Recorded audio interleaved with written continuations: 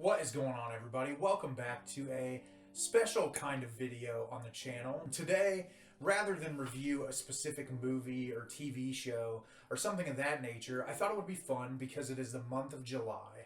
And for a lot of you physical media collectors out there and movie nerds such as myself, July is a really cool month because if you are familiar, the Criterion Collection, which I do an entire segment on the channel called the Criterion Corner that I talk about films in the collection or on the streaming service, and they have an enormous collection of physical media where they put out some really incredible works of film on Blu-ray. I have some of them here just so that you can get an idea. There's a few titles there that you may recognize. And I have a pretty large collection of their films. I want to say I have around 60 or 70 Criterion films. And I'm a huge physical media collector. I love collecting physical media. I love Criterion in particular because they do great restorations of their films. They have a lot of really great behind the scenes content, and they typically get really quality movies in the collection. And so I thought it would be fun because in July, Barnes & Noble does a 50% off sale of all Criterion films. So I thought it would be perfect to kind of just go through and recommend some films in the Criterion collection that I think are worth picking up this month, that you should definitely get a hold of if you haven't collected any of these, you don't have any physical media. I'm just going to give you some recommendations of films that I think would be good to add into your collection. So without further ado, let's get into it now. So first up, as you all know, I'm a huge David Lynch fan, and there's nothing better than getting into some David Lynch than grabbing his film Mulholland Drive, one of my favorite films of all time. The box that this film comes in, it's a really nice slipcover case. It looks really great. The restoration of this movie is great. I feel like Mulholland Drive culminates everything that makes David Lynch as a filmmaker so interesting. It's super surreal and subversive. It's a really incredible commentary on Hollywood, trying to make it into industry, the seedy elements of the Hollywood machine, and it's all combined perfectly together through the cinematography, through the performances. It's piecing together this really wild mystery that doesn't necessarily have a bow wrapped around it at the end because David Lynch likes to keep you thinking. There's enough there that you can come together with a concise ending that I think is very satisfying, and I think knowing that David Lynch was working on this as a television pilot and that it ended up turning into a 2-hour movie is so impressive that it accomplishes the amount that it does. The performances in this are absolutely spectacular. It's one of my favorite movies of all time, and if you're a film lover, you should see Mulholland Drive at least once, and the Criterion version of this movie is phenomenal. Next, a great time to pick up a box set from Criterion because their box sets can get relatively expensive, and I'm going to recommend you pick up the Richard Linklater Before trilogy, one of the most beautiful trilogy of films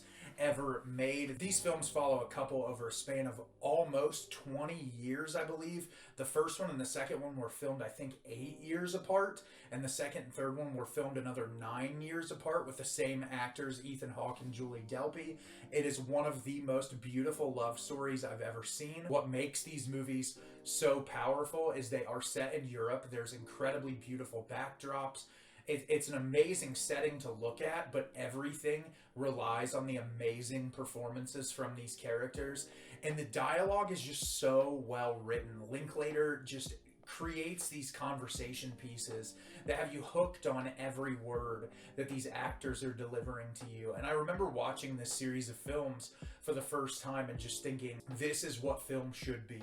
This is like the power of the medium. This is something truly spectacular, really special. It's a series of 3 films that honestly brings me so much joy every time I watch them. They're all 3 phenomenal. One wouldn't work without the other. And I think if you haven't seen these films, picking up this box set and watching them in the restoration version is the best way to possibly do it. If you are a film lover and you want to watch a piece of one of the most important works of cinema of all time, you should pick up Ingmar Bergman's Persona, one of the most beautiful, tender, surreal, subversive films that I've ever watched. It's a unique story about a young woman who is a nurse who is tasked to look after this actress who seems to be in good health, but she refuses to speak.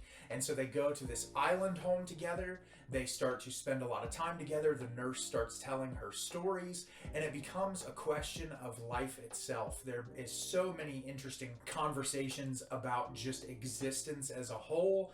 The movie pushes a lot of boundaries for the time period it was released in. Some of the most beautiful close-up shots I've ever seen in a movie. The two lead performances in this are absolutely spectacular. It's very ethereal and otherworldly and so beautifully executed. It is one of my favorite movies of all time. It is one of the most important pieces of cinema ever made. If you haven't watched Persona, go watch it. It is brilliant.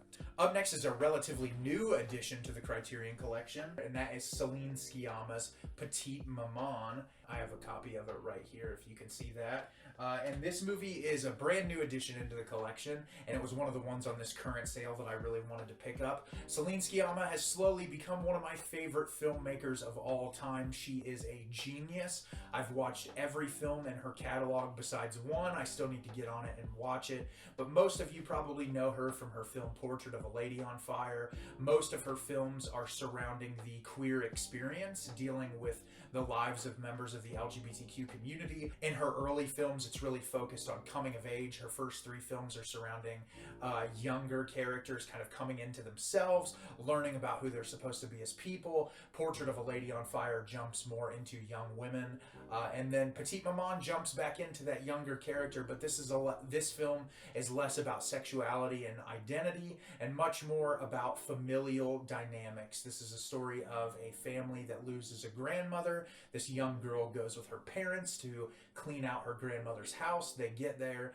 She goes out into the woods to play and meets this other little girl. And the movie is about the two of their little budding friendship that they build. It is beautiful. It's like a fairy tale. It has some really incredible cinematography, two incredible young child performances that keep you gripped in the film the entire runtime.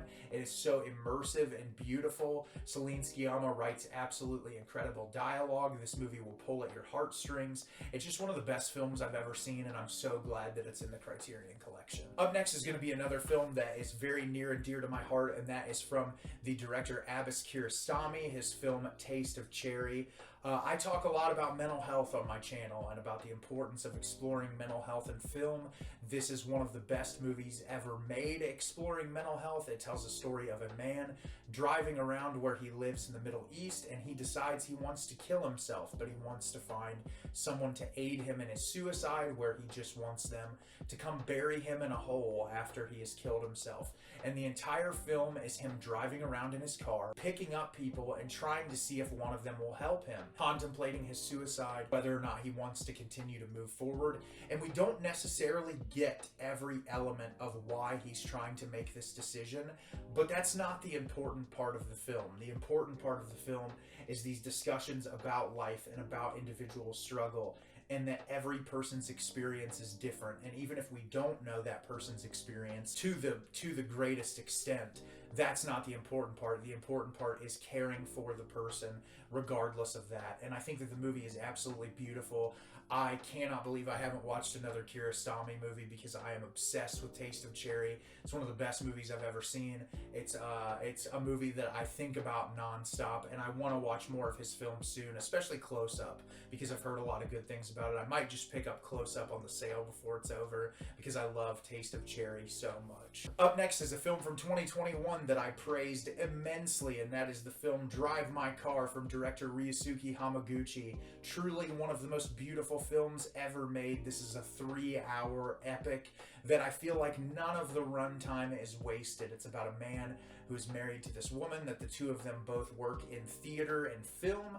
She is working on a screenplay. He finds out that his wife was having an affair on him. Quickly after finding out about the affair, he wants to confront her about it, but he comes home and finds out that she has died of medical complications.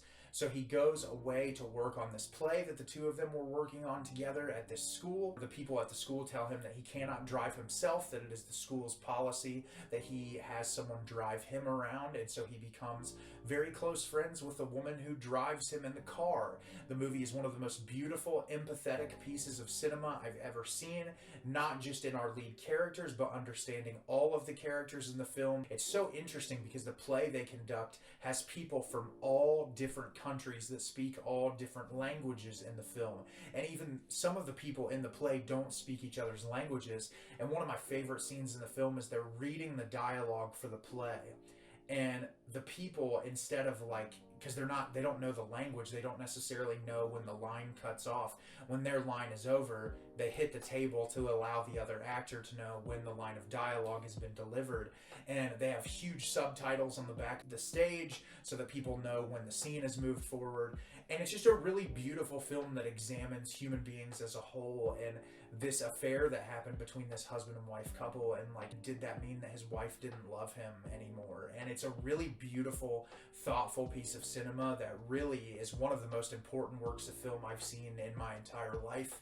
It's a movie that I recommend to virtually everyone, and picking it up on the sale is 100% worth it, because I know you're going to want to watch it again. I could keep this list going on and on for forever, but I'll end it here because I've been going for a little while. But the last one, I thought I'd include a horror movie, and this is one of my favorite horror movies of all time, and that is director Herc Harvey's film Carnival of Souls, one of my favorite horror movies ever made. This movie is just executed so well. I can't believe Herc Harvey only ever made one film. It's about a young woman who's in a car crash at the beginning of the film. All of her friends in the car die. She is the only one who survives, and she's a church organist, and she decides she wants to leave this town and go to another town to work as a church organist. She gets there, you find out that she is not interested in religion. She has no faith-based background, and she doesn't feel like she belongs in the world. She feels very alone and isolated, and she begins to be haunted by this entity. It is one of the most interesting horror films I've watched, because all the horror in it is an allegory for real-life trauma and depression and anxiety, and it's handled so incredibly well. Our lead character does not feel like she belongs anywhere. She feels isolated, but she also doesn't necessarily want what everyone else wants out of life. And I think Herc Harvey was really pushing the boundaries of the contents of what a horror film could have in it. For the minimal production budget, this film looks amazing. The cinematography is incredible, and despite early in the film there being some dubbed dialogue issues, which I'm glad they kept into the film to kind of keep it true to form, other than that, the film is just masterfully made. It's some of my favorite cinematography in all of film history. Candice Hilligoss's performance is absolutely phenomenal as our lead character. Just her facial expressions, her bodily movements, everything that draws you into her character. She's just an absolutely talented and incredible actress that really just had me enamored from start to finish. It's just a really brilliant movie, and it's one of the most important works of horror filmmaking that's ever been made. And if you haven't seen Carnival of Souls, please go watch it. What are some films in the Criterion Collection you think I should check out? Let me know down in the comments. What do you think I should pick up this sale? I didn't mention every Criterion movie I love because we'd be here for several hours, but I do think it's cool that Criterion gives you the opportunity to purchase these films at a discounted rate through Barnes & Noble, and it's definitely worth picking up some this month. As always, if you can like the video and subscribe to the channel, helps me out a lot and lets me know the type of content you're looking for. I'm always putting out new material and look forward to getting more out for you in the near future. And as always, everyone, thank you so much for watching, and have a great rest of your day.